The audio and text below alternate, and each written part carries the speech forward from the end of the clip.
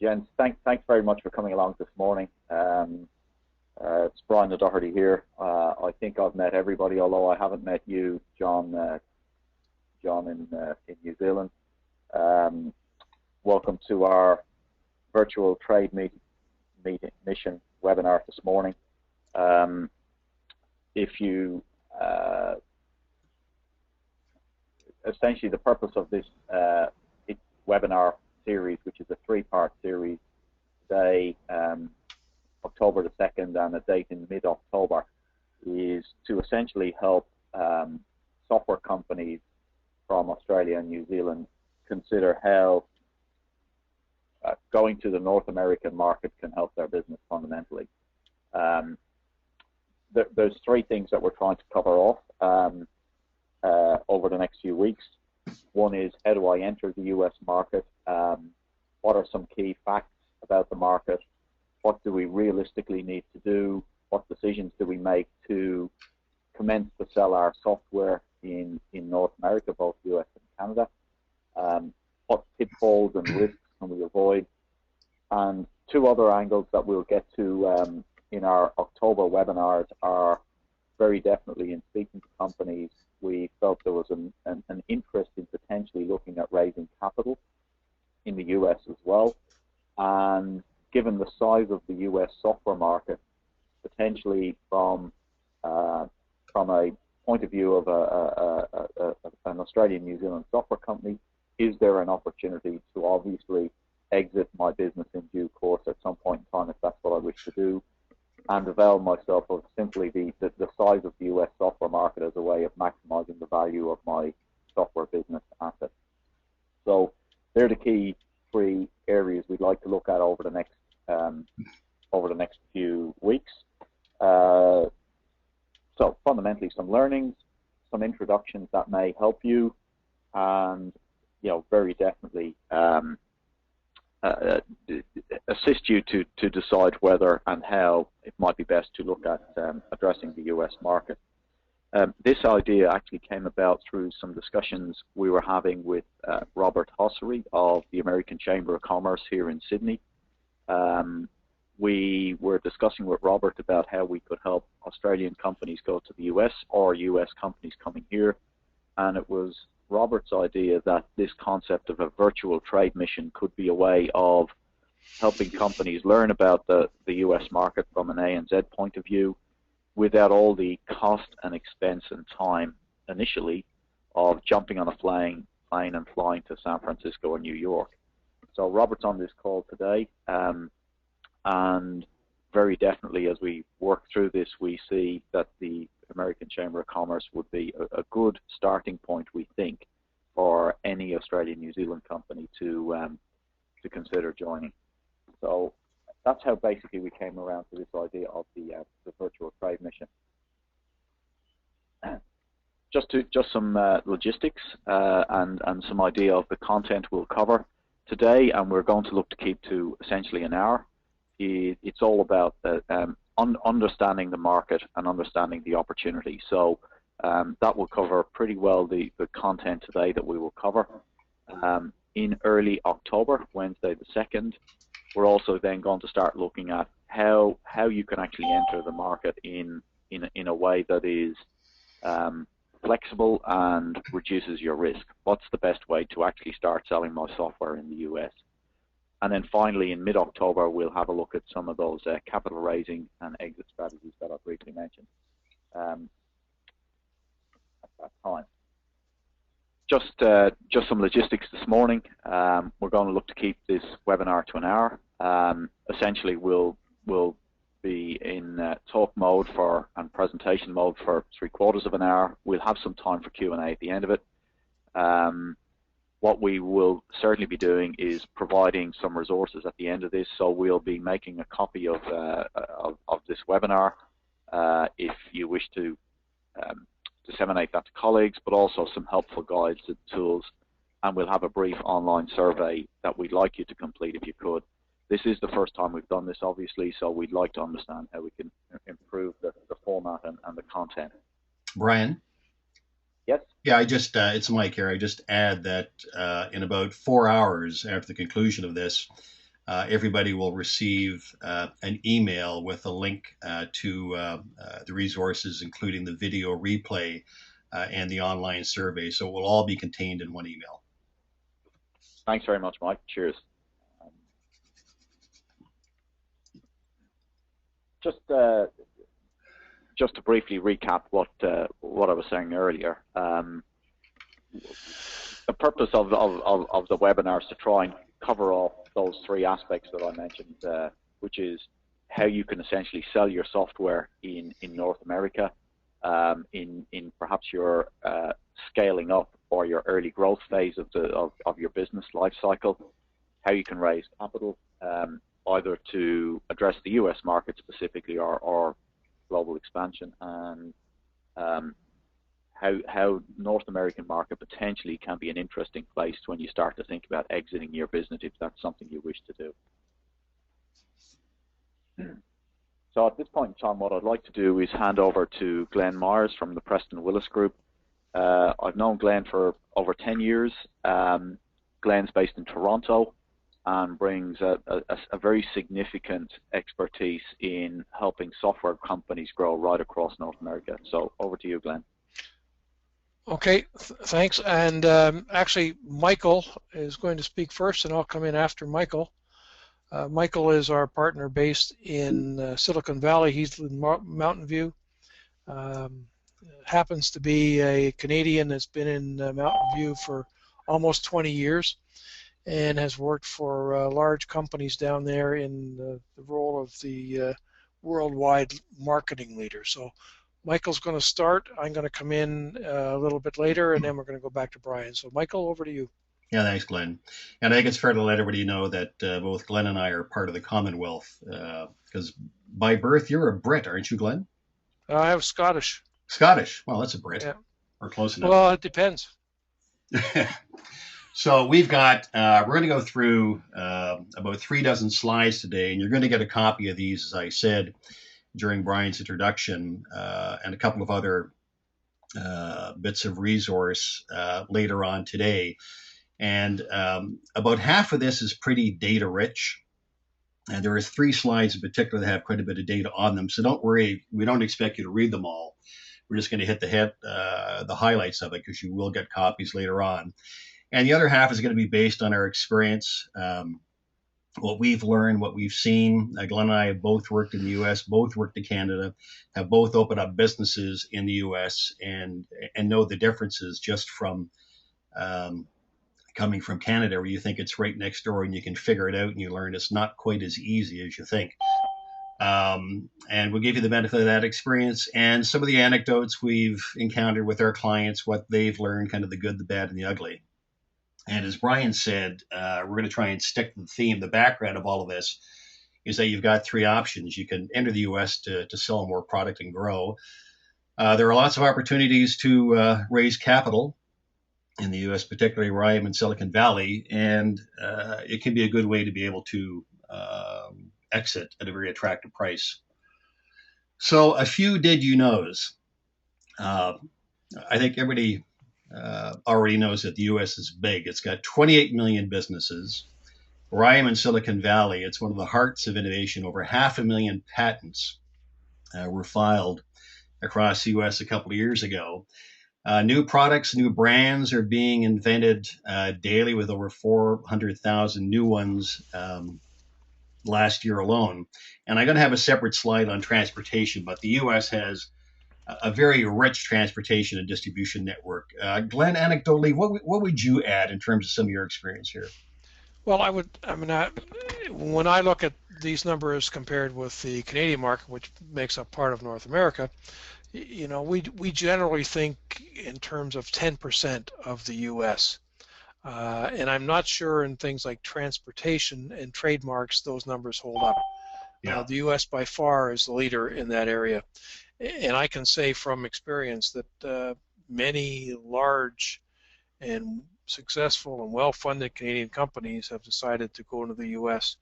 and they don't all succeed. It is a very different market than Canada, and where, you know, most Canadians live within 100 miles of the U.S. border. So we all think we know it. Yeah. And of course, less so today, but more in number 2 and 3, where we're going to show you some ways that you can succeed in coming here. And today is more or less flying at 30,000 feet. A few other things you might not know, but if you go to protect your intellectual property with an NDA that you're accustomed to in Australia and New Zealand, it may not work here. 2 ways to make it work, 2 tips that may be worth the price of this presentation alone. Any material, the U.S. courts have ruled, any material you consider to be proprietary that you give to anybody in an American firm must have confidential written on it, confidential not for distribution. And a lot of companies do this, but one that they overlook. On any phone calls or meetings that you have with American counterparts, let's say an M&A deal, or you're looking to sell something under non-disclosure, you're required by the courts to, before the meeting and after it, or before the phone call and after, to send an email or to send a letter declaring which part, it can be all of it, of the phone call or the meeting are confidential. If you do those 2 things, mark it as confidential and ensure that every meeting and telephone call is accompanied by an email or a letter that declares what in it is confidential, then you will be protected. If not, the courts have ruled in most cases that you will not. So one little bit of tidbit is an eye-opener. Buyers in the States, I think it's fair to say, Glenn, in all of our experience, to a degree like this in Canada, but much more in the U.S., as you're going to see in a few slides, just the overwhelming amount of choice that buyers have. This tends to be a country in the U.S. where if you overpromise and underdeliver, just once, it will cost you a customer 40 to 50% of the time. Why? Because there are many competitors lined up to deliver, and if you drop the ball, they're going to go looking elsewhere. To give you just an idea of the amount of choice that Americans have, on Amazon.com alone, there are 2.8 million, over 2.8 million separate SKUs that you can choose from, provided by Amazon and 1.3 million of its sellers. So Americans, while there's a lot of choice, I've been to Australia, New Zealand, and I was coming from Canada. While there's a lot of choice there, just the amount of choice that there is down here in the good old US of A is overwhelming. And the reason that choice exists is because of the number of competitors. And the final point I'd add here, we did a little bit of a study to take as a point of reference for software. We took an enterprise sales rep who could be, typically an Oracle, an SAP rep, someone like that, who deals at executive levels, and we put everything here in Australian dollars. To get somebody of that caliber, a high flyer, in Australian dollars is going to cost you on target earnings of 365,000 Australian dollars a year. The top earners, and I know a number of them, the top 5% at an Oracle, for example, earn north of $1 million Australian. So you don't have to necessarily pay that kind of money to get good talent. But the degree to which you go below paying this for an enterprise rep is a degree to which you're going to get someone that you're probably going to be disappointed in. So if there's one watchword, and Glenn, I'd invite your comment on this. I think when it comes to hiring and looking at engaging reps is to really understand what the market conditions and the market prices for a rep. Yeah, and I would agree. We've had clients who have hired on the skinny side because that's the budget they're used to, and they end up with a rep that is of a caliber that's 2 or 3 degrees below where they want, and therefore doesn't generate the kind of revenue they need. So I think you need to really look at what the pay scales are in the U.S. And we'll talk a little bit more about this later, but you need to really understand that it costs a lot of money to get those top 5% sales guys, which is what we all want. And because they deliver. Yeah. Last little fun fact here, and I don't know what size screen you've got, how well you can make this out, but there's a little map to the left of the continental U.S., and in the upper right-hand corner, colored in red, is the state of Vermont. Now, of all 50 U.S. states, economically, Vermont is the smallest. with GDP estimated last year of $26 billion. And even though Vermont is small relative to the rest of the world, Vermont's annual economic output is larger than that of the 86 countries you see listed to the right. Now, that's the small state, and we've got some data here to show you what it's like when you get into the big states. Now, in the next three slides, I want to show you there's a fair bit of data here to show you some comparisons, and I'm just going to skim the waves a bit and draw your attention on these three slides to some things highlighted with the red boxes around them. To remind you again, for those who join late, everybody will be getting copies of other materials later on this afternoon. So if you're not able to capture all of this now, not to worry about it. But first thing I draw your attention to in the top is to see that in the US and Canada, for that matter, they are very dense. People are situated in dense urban structures. There's 52 urban areas in the United States with over 1 million people and 6 in Canada. And while Canada is somewhat comparable to Australia, by the time you get to the US, you hit the New Yorks, the Los Angeleses, the San Franciscos, the San Jose's, the Chicagos of the world. It's pretty well defined. It's easy to pick where the hot spots are in the market. And because it's easy to pick, it's also easy for your competitors to pick where they want to be. Now, there's at least one of you that I know that I've talked to that's involved in the healthcare and medical market. And the States is an enormous consumer of healthcare, with almost 18% of its gross domestic product going towards healthcare expenditures. And Canada has a little over 11% going towards it, comparing to about half that amount, half the US amount in Australia.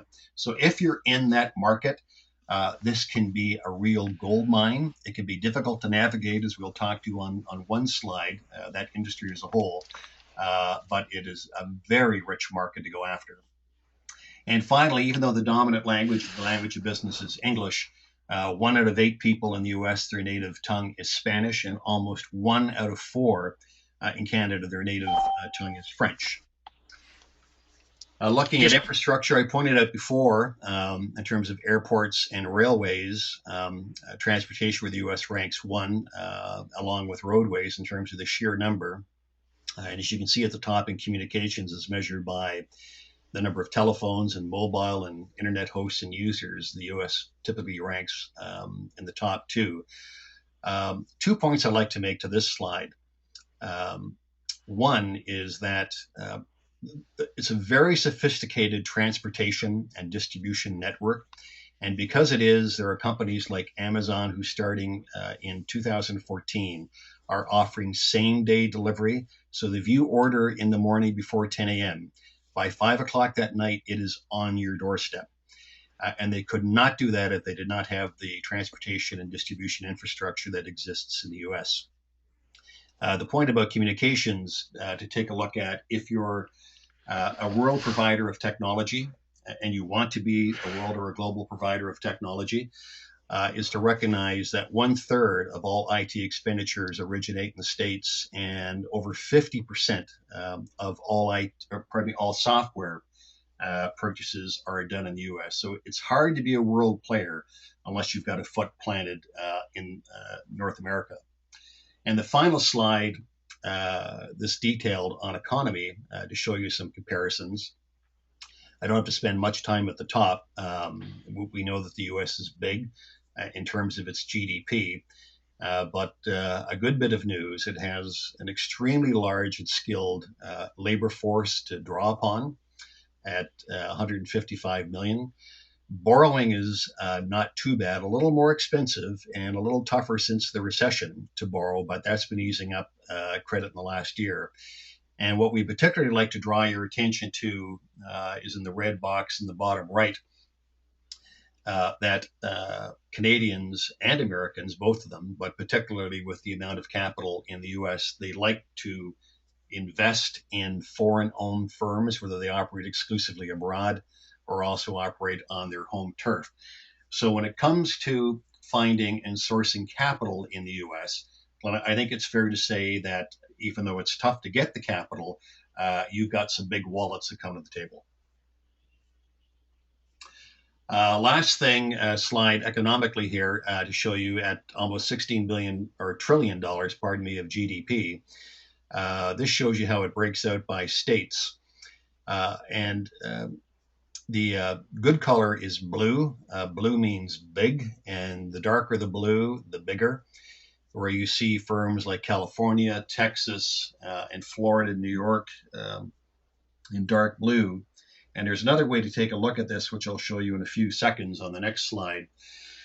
But one of the things that we contend with is that we get clients from a variety of countries who will come to the United States and they want to sell to the entire United States. And we're here to tell you that's doable, but it's not necessarily practical, and it can really overburden a firm, and that it is much easier, and it could be equally as effective to start out by selling in a single state or in a region of the U.S.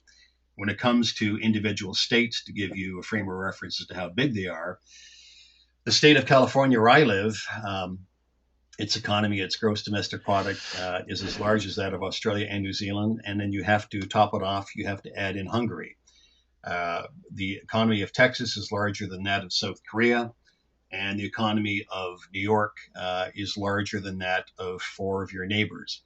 So if all you did was to sell in one or 2 or more of these states just on this map, you would have a market at least as large as the one you're currently dealing in. And we often recommend that firms take a look at selling starting off in a particular state or looking at a particular region of the U.S., as is shown on this map. Now, this happens to have, if you Google online regions of the U.S., you'll find everything that varies from 5 and more regions. We happen to like this, the 9 regions for a couple of reasons. One, it's what the U.S. Bureau of Economic Analysis and the U.S. Census Bureau use in most U.S. departments. So it's very easy to get data organized in this fashion. And secondly, you find that, and it's been our experience too, that generally the economics, the market behavior, the buying behavior, the tastes, the preferences, the attitudes are similar enough within each one of these regions to largely be regarded as homogenous. So the watchword or the big takeaway here, looking at this, we'd recommend, if your eyes are larger than your stomach, looking at the entire U.S., it's an awfully big chunk to have to try and swallow. And looking at it as individual states or looking at one region at a time can be a very effective way to be able to gain market entry and to grow without having to dig too deep in your pocket. Anything you would add here, Glenn? No, I think that the regionalization is very important, and if you consider the U.S. and Canada as a unit in North America, you can add the province of Ontario and the province of Quebec to that northeastern region in the U.S., and you've got a very significant market, because you're going to add probably another 8 million people to the New England or the Mideast or the Great Lakes, whichever one of those you pick, and you've got a very, very big market. And it's culturally close, transportation is easy, communications is easy, and you can put together some interesting strategies if you combine Canada and the U.S. in that way. Yeah, that's a good point, actually. I hadn't thought about that one.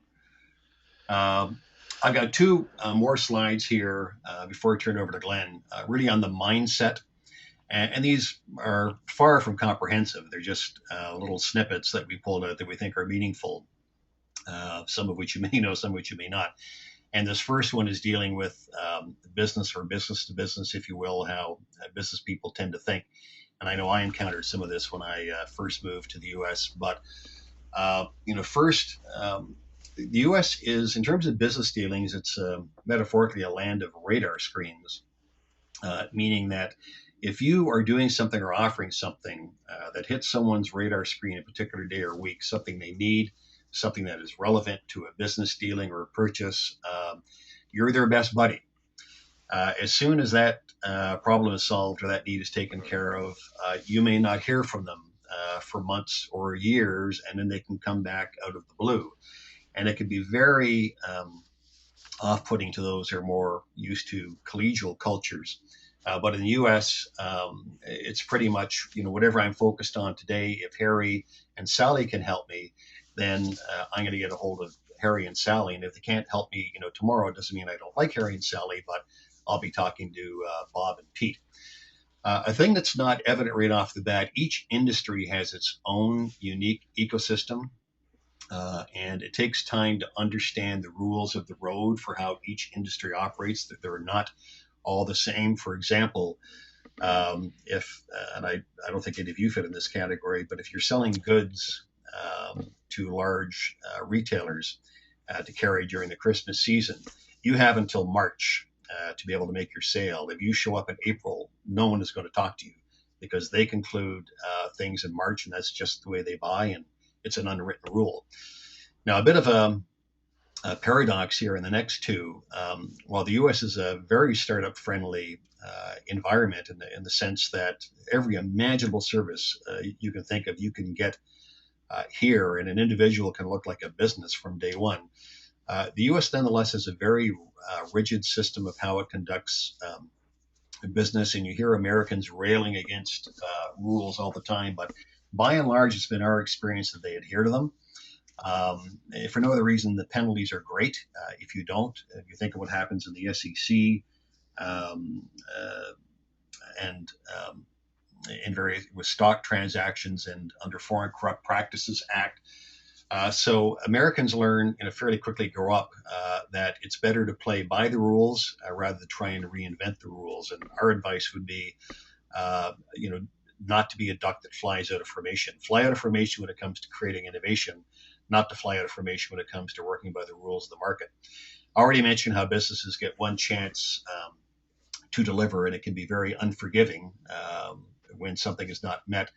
And one source of frustration we have found for clients is that the selling cycles can be very complex and long and particularly frustrating. But when American business people decide to make a decision, it happens fast. And what can be particularly frustrating when someone does decide they buy and they decide to buy from you today, they're pretty much looking for you to begin delivering tomorrow. And the final slide on consumers, you're all aware of the American dream. I can tell you it is alive and well where I am in California. It is a big driver, wealth, prosperity, success coming from behind, keeping up with and pulling ahead of the Joneses. And it underlies a lot of the tenacity you find in the U.S. and a lot of the attitudes when it encounters in the market. U.S. employees, like football players and hockey players, are by and large great at sticking to rules. Henry Ford developed this in manufacturing. Everyone had a specific role and they stuck to their job. And by and large, it's been my experience that's how U.S. employees operate. They do a terrific job of, if they're an outside tackle, of sticking to that role. When it comes to stepping outside the box, you can incur some reluctance, and what can really throw off offshore firms is that many times you'll get the question, well, how much more are you going to pay me to do this extra thing? By and large, Americans like to buy now and pay later. They're happy to carry debt. And sellers in the U.S. learn fairly quickly that if you make buying and financing easy and easier than your competitors, that will buy you share. The promise of the product is more important most times than the product itself. That's why value propositions and promoting the product the right way is important. There are short attention spans. It's a soundbite society in terms of how it operates. You don't get a whole lot of time to be heard. And if you are getting a lot of time, there's a good chance that the other party is tuning out. As I mentioned, it's a land of a lot of opportunity, and that's because there's a lot of choice and competition. And the last thing I would mention here, Americans tend to, there's a lot of hero worship. They celebrate at the altar of celebrity, and why you see a lot of celebrity endorsements. The important thing for you a parallel to that is the power of having U.S. customer references. And I can absolutely guarantee you that one good U.S. customer reference is worth more than 10 great references in one of your own countries. The U.S. Americans don't mind buying from offshore firms, but they like to see that someone else locally has tried, has drunk the lemonade and lived to talk about it. So with that, Glenn, I will switch things back to you to take the next set of slides. Okay, I'm going to talk a little bit about the software business in the U.S. I got my message up, show my screen. It says I'm now the presenter, and I am assuming you can see my screen. Can you see my screen, Michael and Brian? Yes. Okay, so we have the rogues gallery, and the real question is there any money in the software business? And I guess these four guys could show you that there's a lot of money in the software business. So let's take a look at what it looks like in the U.S. In the U.S., there are a huge number of software companies, but most of them are small. Probably most of them are not much bigger than you are in Australia and New Zealand. There's a huge revenue opportunity. The software revenue in the U.S. is about $175 billion, $43 billion of it coming from the cloud software vendors, which is growing. It's a growing part of the market. And the final takeaway is that the U.S. is 55% of the worldwide software market. So if you're in the software business and you're looking to scale your business to become a bigger company, a bigger player, or you're looking to build valuation to construct an exit, then it's hard not to be in the U.S. market. That's the good news. The bad news is that for every 10,000 software companies that start up in the U.S., 6,300 of them have failed within the first 4 years. Now, to you, this, I guess, would mean a couple of things. You would have to think about if 63% of the companies in the U.S., the indigenous companies, don't succeed, why am I going to succeed? And I would suggest to you that if you're listening to this webinar and you're thinking about the U.S. market, you're going to succeed for a couple of reasons. One, you're probably already ahead of most of these companies in terms of proof of concept, traction in your own market, understanding your metrics, understanding what sells, defining who your customer is. So you're ahead of the curve here. So I think if you have traction, if you've proven your value proposition, you're ahead of these companies and you have an opportunity to do something significant in the U.S. market. If we take a closer look at Silicon Valley, where Michael lives, it's a pretty misunderstood place. And I think unless you've been there and experienced it, a lot of people think it's just a small valley with a few hundred companies, when in fact there's over 12,000 technical firms, 650 or more are traded on the exchange. They're public companies. There's 400,000 employees in the 181 square miles, all technology focused. And the good news is that Silicon Valley attracts enormous stocks of investment capital. There's 51 major VC companies that just in the last quarter invested $2.6 billion into 300 Silicon Valley firms, and they generally fund about $11 billion a year. So if you have a value proposition and a company that's well positioned, has an attractive offering, has some success in your home market, once you start up in the U.S. and you start to get some visibility, you're a good candidate for these VC companies. It's not that they're starving for deals. They look at about 50 deals a week, all of them individually, 50 deals each, but they are looking for good companies that have proven product, that have good plans, and they're interested in investing. I can comment on the Canadian VC environment. They're much more risk averse and much smaller in their thinking. And if we in Canada consider that the country is roughly 10% of the U.S. in terms of most metrics, that's the way our VC community thinks as well, versus the U.S. and particularly Silicon Valley, where they think large, they act fast, and they do deals. If we look at the ease of doing business in the U.S., what's interesting is Canada, Germany, and Japan have dropped since 2006. They were much higher ranked in worldwide ease of doing business. New Zealand, Australia, and the United States are still in the top 10. I think Canada, Germany, and Japan dropped out because of the tax climate and the regulation climate. When you look at the U.S. as 3 in 2006 and 4 in 2013, the ease of doing business, you wonder why more companies aren't successful, why companies have difficulty, and I think we're going to take a look at some of those things in the next few slides and see how we can increase the chances and minimize the risks. The U.S. is business friendly, but very, very complicated. It's like a giant Rubik's Cube. It's multifaceted, it's complicated, competitive, and fast moving. If we just take a look at the competition alone, what we have are about 22 million businesses.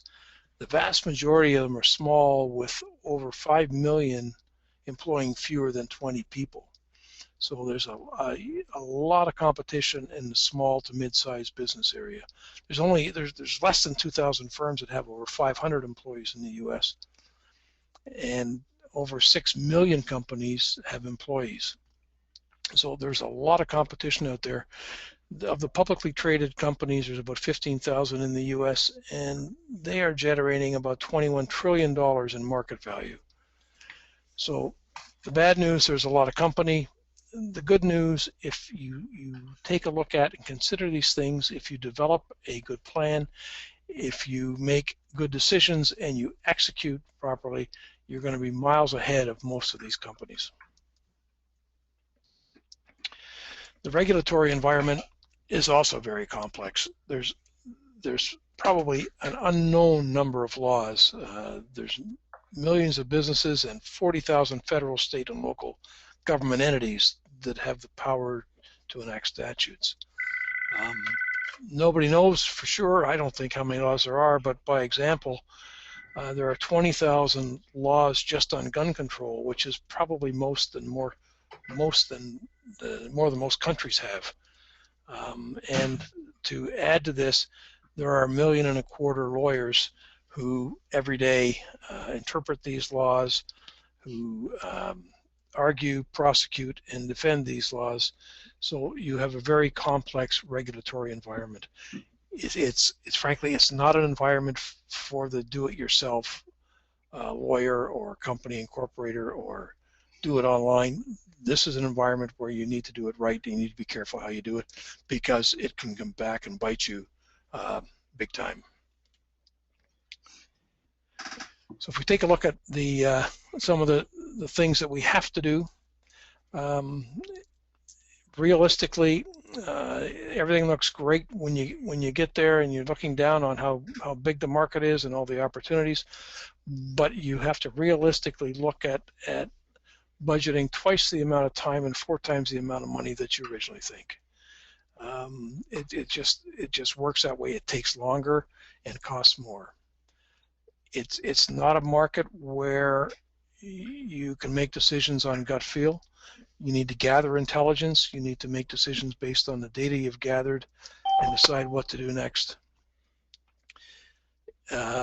You need to be very easy to do business with. If your software is the kind of software in the U.S. market that is purchased by credit card, regardless of how it's purchased in your home market, you've got to make your customers feel comfortable. They've got to be able to buy and do business with you the way they're used to doing business with your competitors. So that means things like taking credit cards or using PayPal. It means providing first-class support, 24/7 telephone support. You know, everybody knows that from time to time software has problems, and we need to be able to provide good support from the outset of the business. It may cost a little more initially, but it gives you a lot more in the long term in terms of customer satisfaction and market reputation. you need to do in the U.S. what the U.S. vendors do. You need to, as they say, when in Rome, you act like the Romans. This is particularly true as you set up your business in the U.S. There's nothing wrong with waving a flag and having an accent and all those things, but you've got to remember that when your customers, your prospects look to buy from you, they want to feel comfortable that they're using processes and procedures that they use with every other vendor in the U.S. Must-do lists. This is a little bit more of the same, a little bit deeper down.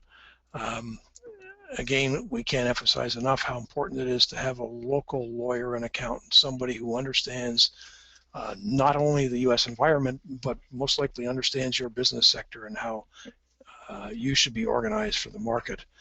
You need to have your sales contracts subject to the U.S. law, and this often our clients are resistant to this. They're everything I have is subject to the laws of Australia, and I don't want to change, and I'm nervous about that. But I can tell you that you may get some business without changing your contracts, but you're never going to get a lot of business. You may not like the laws of the state your customer's in, so you need to often pick a neutral jurisdiction like Delaware, which is quite a safe jurisdiction, and make your contracts all subject to that law. You need to price your products to the market conditions. It doesn't matter what you get for your products in your home country. What matters is what your competition is selling like products for in the U.S. market. You've got to figure out how to price your products to be competitive and still generate the margins that you need to make a successful business. And you need to get those keystone accounts. Sometimes you can say, well, gee, I do business for Ford Motor Company in Australia, and Ford Motor Company is really a U.S. client, therefore I have a U.S. reference, and that may get you a little bit along the way. But in actual fact, you need to put some time and focus on getting some showcase accounts that you can then use as a reference to scale the business. And again, the Americanization of the materials, it doesn't look like much, but I can tell you, as a Canadian trying to sell into the U.S., we have language and an accent and spelling that's very close to the Americans. We're not as far away from the Americans as perhaps the English are, but even the odd word in a proposal gets picked off and you get viewed differently. So you have to really build your Americanization into your materials, and that's the website, any handouts, any PDFs you're sending out, the contract wording, all of those things have to be vetted to make sure that they're local. Yeah, Glenn, just a quick example, as you and I have both found, or one client the hard way, a word like whilst, which Americans don't understand. They see that, and suddenly the antenna are up and they become wary. So one has to be, it's just not a matter of dropping the letter U after between the O and the R. No, you have to look at all those words and carefully scan them. And the one thing that once you're in the U.S. and you're starting to set up a business or you start selling, you're no longer on the outside. You really need to get on the inside. You need to build your local network. You need to understand your local ecosystem. You need to understand your competition. You need to really get yourself enmeshed in the local community and network wherever you can, because your competition that's domestic have networks that they've built up over 20 or 30 years. And you have to try and short-circuit your way into some of these networks as best you can. So you need to spend a lot of time networking. And as we've said before, execution is key. If you make a mistake, there's a high probability you won't get a second chance. If we're going to talk a lot more about the distribution and networks and how to sell and what works and what doesn't in the U.S. in the next webinar, but just as a quick look at some of the software distribution opportunities in the U.S., there's some fairly big ones. There's dozens to choose from. These are just a few that we threw up here, but to give you an idea of the scope, there's over 200 billion in e-commerce sales alone, growing at 7% a year in the U.S. And the interesting thing is these software distribution companies can be your partner with one product and your competitor with another. So you really need to understand what motivates them, how they work, and how your products fit into their long-term strategies. It's just a huge opportunity, but it can be a huge risk at the same time. We talked a little earlier about the cost of an enterprise software salesperson. This is just a little bit more of a drill down on that, and adding some more people in here. And the reason we'd like to look at this is that there's not only big differences between the U.S. and other countries, there are big differences within the U.S. Deciding where to locate your office can have a huge cost or a huge saving depending on where you go. If you take a look at New York versus Dallas, there's a significant difference there. This is just the people, but when you add into that things like rent, the cost of a lawyer or an accountant, the cost of your PR marketing people, represents service providers, it adds to that number and it makes a huge difference. If you don't need to be in New York, if you can sell your products from Dallas or Houston or Miami and get the same kind of impact, you might be well advised to look at the lower cost areas. If you need to be in New York because that's where your clients are or that's where the expertise is, then you have to understand that you're going to pay a cost for that, and you have to be able to reflect that in the price of your product and your margin expectations. Another topic for the second webinar is marketing. This is just a quick look at the paid media part of marketing. The U.S. is 35% of the worldwide advertising spend. Companies spend over $170 billion a year on advertising to be seen and heard. And unless you have very, very deep pockets, you need to have razor sharp, targeted marketing to the right audience in the right sector with the right message, or you just can't keep up. I mean, these are big spends. Companies in the U.S. pay $4 million for 30 seconds on the Super Bowl commercial. So it's very hard to compete in the marketing area if you're trying to do a spray and pray and just see what comes out. You need to be very focused. So a quick summary on what we've talked about so far.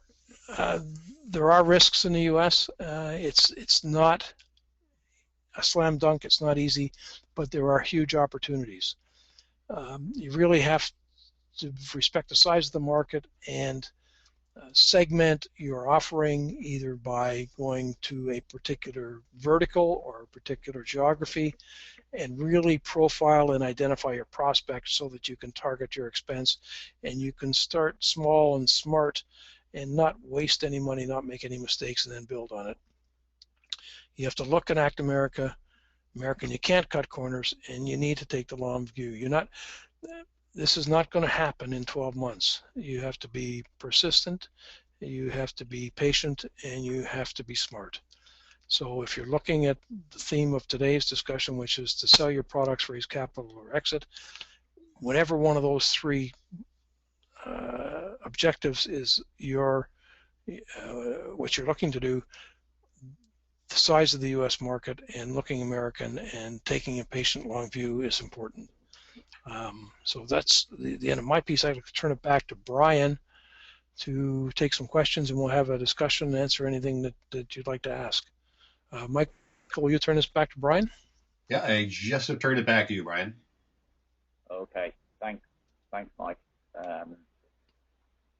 Gents, we said we'd finish at 9:30. We started around about on time, so we'd like to finish on time. So we've probably got about 10 minutes or so to take any questions that you might have.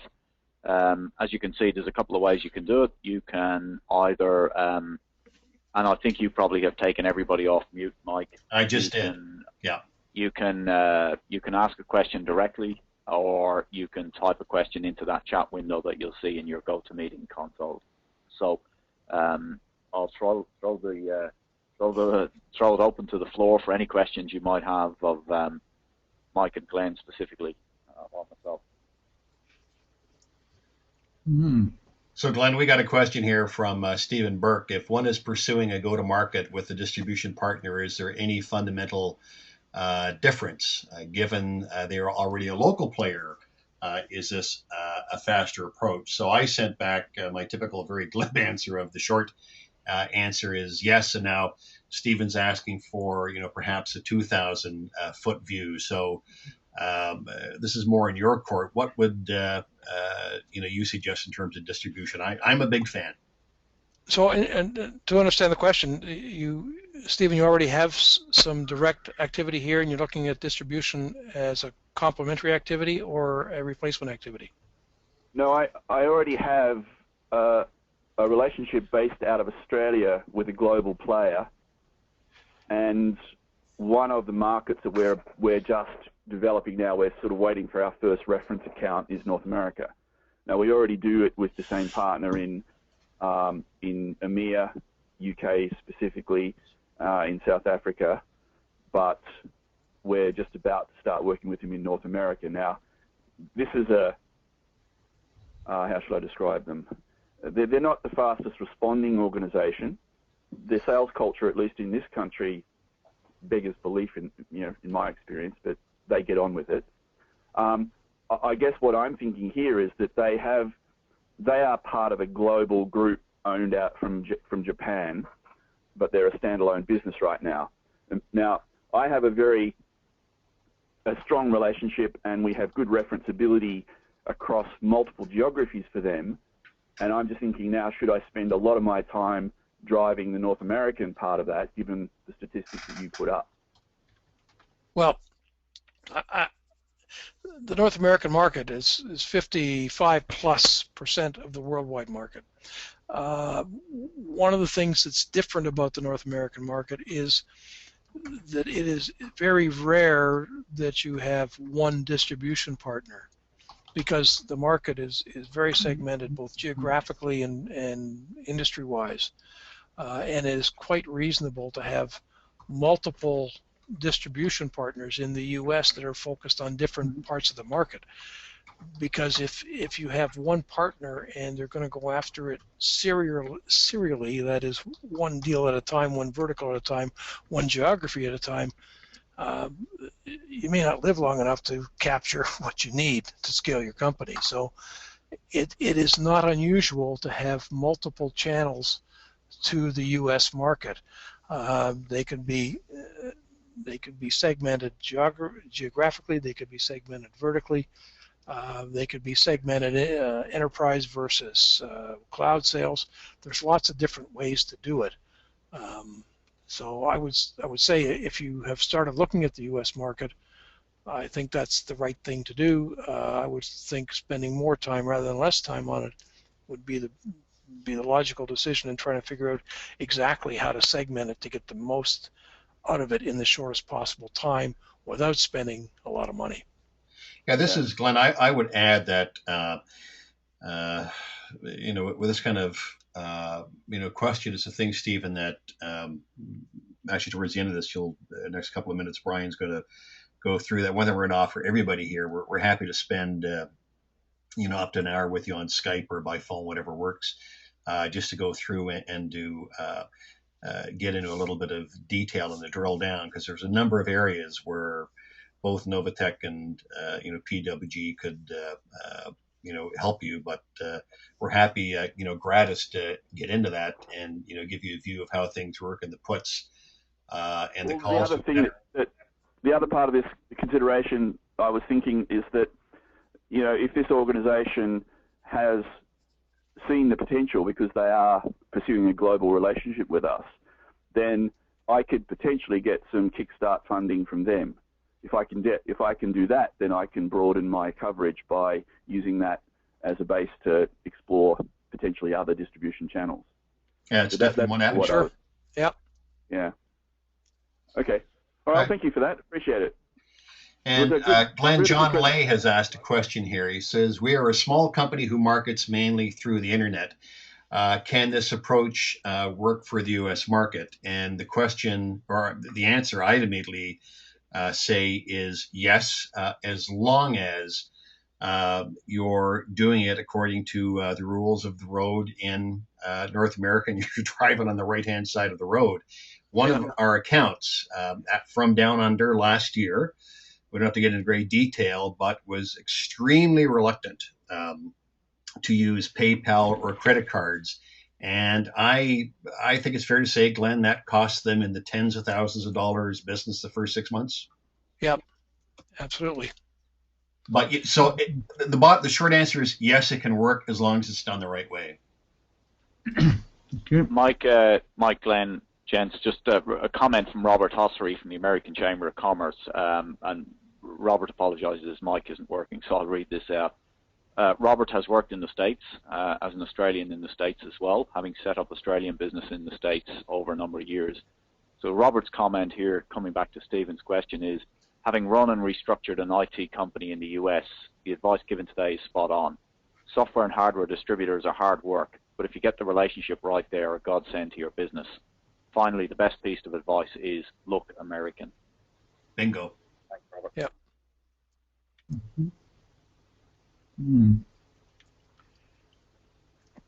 Any other questions?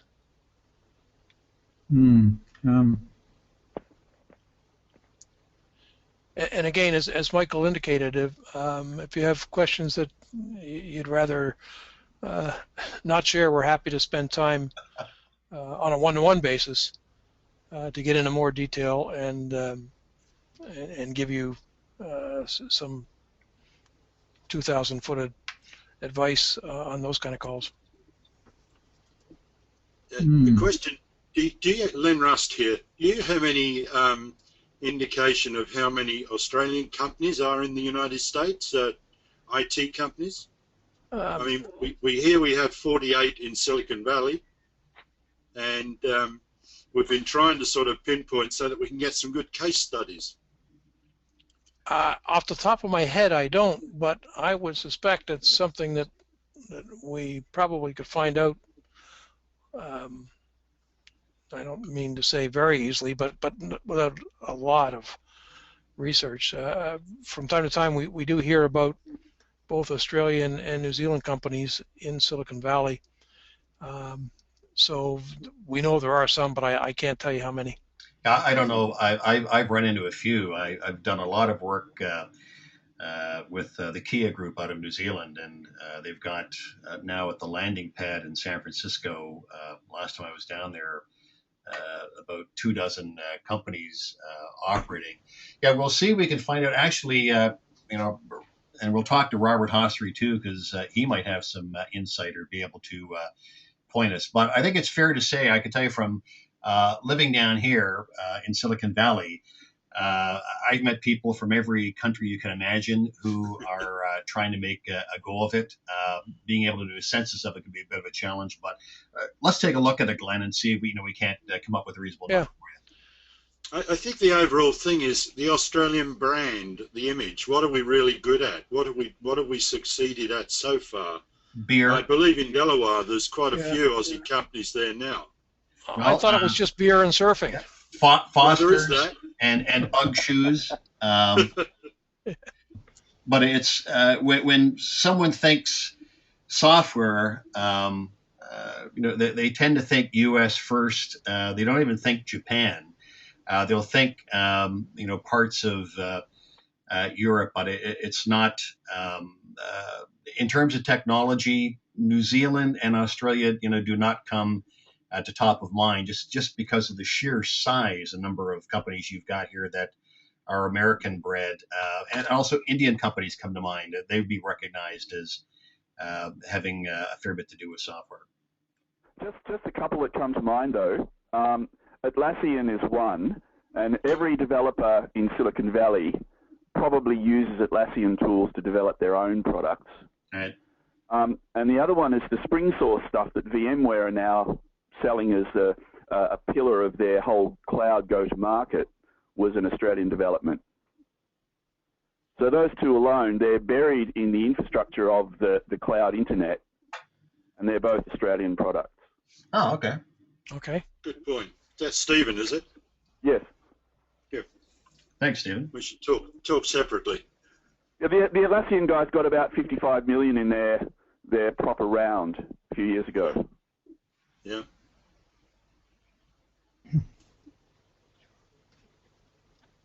Okay, thanks, gents. We did say we'd finish on time, so I think we're just a couple of minutes over. We've probably taken an hour of your time. What I would like to just express my thanks to everybody who's come along today. As I mentioned earlier, we will have the presentation and a video replay up on that website that you see. This information will be emailed to you in the next day or two.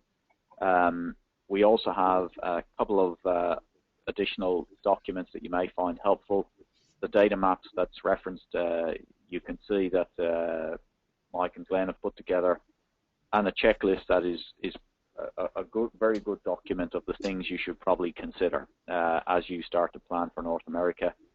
Glenn and Mike also mentioned we're very happy to spend some time with you on the phone, by Skype, whatever, if you have some more detailed questions that relate specifically to your business. We will send you a survey. Given this is the first webinar we've run of this type, we intend to make this an ongoing series that addresses multiple jurisdictions in time. And so we'd welcome any feedback you've got on the content and the structure. Ryan, just one thing I'd add in where it says presentation video replay at www.unbelievable.com. That was just a placeholder. You'll get an email later on today with the real one. Yeah, well, there's the first bit of change we need to make. So just as a reminder, gents, the next webinar in the series of 3 is on the 2nd of October. Same time, 8:30 a.m. Australian time. I think given the time clock changes, Jeff, John, that will actually be 11:30 a.m. in New Zealand on that date, given the clocks are changing slightly differently in Oz and New Zealand. And specifically, the webinar next is getting down into the details of how do I actually go about entering the U.S. market, in particular from a point of view of getting sales capacity on the ground. So that's effectively the subject of the second webinar on the 2nd of October. So very much would be good to see you come along on that second webinar. Thank you very much, everybody. Hope to see you on the 2nd. Bye bye. Thanks for attending, guys.